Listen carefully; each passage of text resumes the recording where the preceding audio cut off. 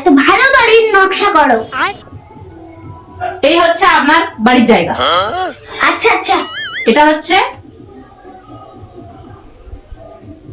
দরজা, বাড়ি ঢোকার দরজা, তার পাশে একটা বাথরুম।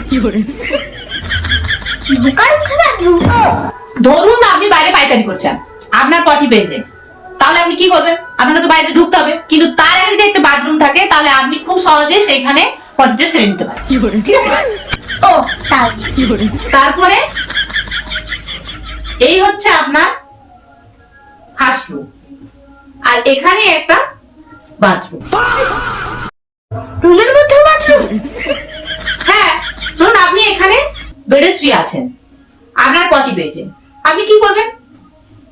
এখানে খুব সহজে যে পটিটা করে নিতে পারবেন। আচ্ছা আচ্ছা। আর এটা হচ্ছে আপনার সেকেন্ড রুম, এখানে একটা বাথরুম আর এখানে একটা বাথরুম। এই রুমে দুটো বাথরুম?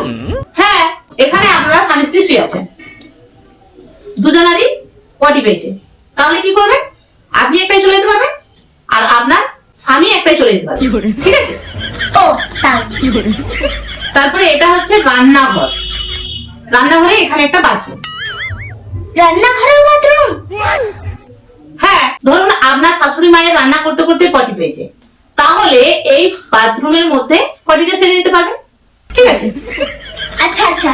এটা হচ্ছে আপনাদের ডাইনিং, এখানে একটা বাথরুম, এখানে একটা বাথরুম, এখানে একটা বাথরুম, এখানে একটা bathroom। চারটা বাথরুম? হ্যাঁ, কারণ ধরুন আপনারা সপরিবারে এখানে বসে বসে গল্প করছেন এবং আত্মীয় স্বজন এসেছে, তার মধ্যে যদি সবাইকারী পটি পায় তাহলে এটাও একদিন চলে যেতে পারবে, এটাও একদিন চলে যেতে পারবে, এটাতেও একদিন চলে যেতে পারবে, এটাতেও একদিন চলে যেতে পারবে, খুব সহজ হবে, তাই না? হ্যাঁ হ্যাঁ, গেস্ট করে তো হাঁক দিয়ে আসে। হয়।